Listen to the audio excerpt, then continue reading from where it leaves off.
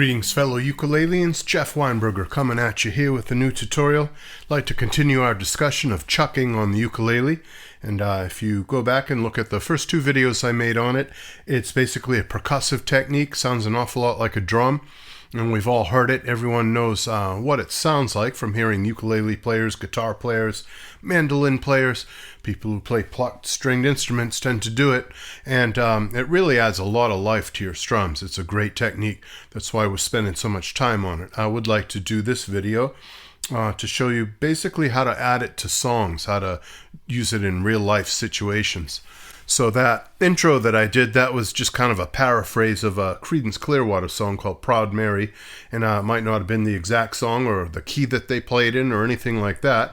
It was just kind of improvised on the spot, but it's roughly that song in the key of C. I think I did it. So I'll show you those chords afterwards, but first let's get into how use the chuck in a song like that.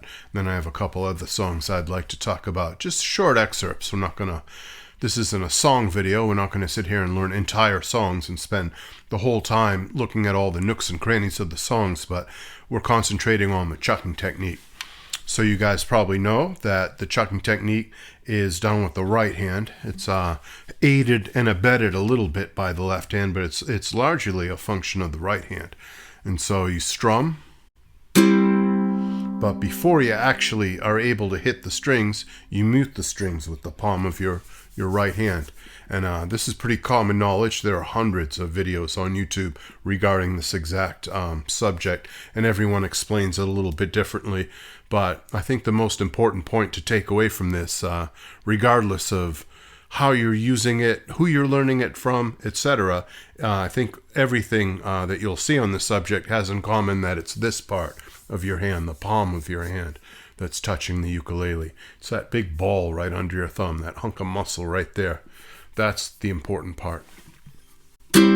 So before your finger, in this case index finger, hits the G string, you've muted the strings, and so effectively you get no sound, no pitches. You get only you do get a sound, but it's a percussive sound, and it tends to not have a lot of pitch to it, a lot of frequencies. Just like hitting a drum, just like clapping your hands, that sort of sound, percussion. And so you could think of this as strum mute if you want. If you wanted to break it down in slow motion, it's strum and then mute, touching the strings to stop them from ringing, except in actuality this happens at the same time. It's not two separate events, one after the other. That's just simply muting. That's something else, but it's those two things happening at the same time. And that's why it's so loud, so percussive, so explosive, and it really pops out of the ukulele like that, because you're hitting the strings at the same time that you're muting them. You want to be fairly forceful in that. It's, in general, not a subtle technique that you can barely notice. It's usually pretty prominent. So make sure you give the ukulele a nice hard hit when you do that. The strings have to make a pretty loud sound, or else it won't be noticed. So nothing subtle about this. You want to just go all out like that. All right, there's lots of other associated techniques, and we'll talk about those in the next series of videos. The thwack, for instance, the mute, how to swing on the ukulele. We'll go over all this stuff, maybe more complex strums that use chucks. But today, let's do that very simple strum that we talked about last time. And it goes like this. It's down, up, chuck, up, down, up, chuck, up. 1 and 2 and 3 and 4 and. So effectively, the chuck happens on beats 2 and 4 in a measure of 4/4 time. And so 1 and, that's a down up. Chuck, that's beat 2. And, that's an up strum. Then you have 3 and, that's a down up. And you have chuck, that's on 4. And up, that's on and. So all of the ands are ups, up strums. All of the down beats, the 1, 2, 3, and 4, the down beats where you tap your foot, those are down strums. That's almost always the case. But the chucks happen on beats 2 and 4. 1 and chuck and 2 and chuck and 1 and chuck and. I should have said 3 and chuck and. Lost count there for a second. 1 and chuck and 3 and chuck and. So 1 and is down up, chuck and is 2, down up is 3 and chuck up is 4. So that's kind of the events as they unfold. All right, let's practice that together on the chords from that chorus of Proud Mary.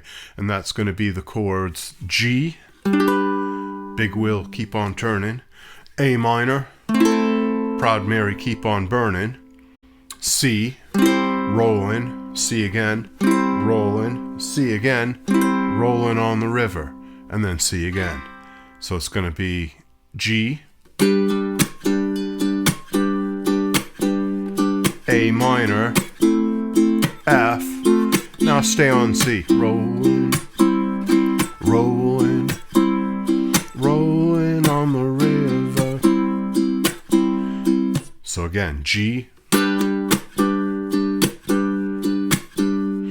A minor, F, C. So let's break that down. You had 2 measures of G. 1, 2. 1 measure of A minor. 1 measure of F. And then 4 measures of C. So you got 2, 1, 1, and 4. That gives you 8 measures. That's the 8 measure chorus of Proud Mary. And yeah, there's little licks and stuff in there. Or however those go. So if you want to learn Proud Mary, maybe a separate video for that. I just wanted to show you real quick that chorus part, because that's a really great way to practice your chucks, is to apply them to a real live tune. And everyone knows that one. That's such a popular and common tune.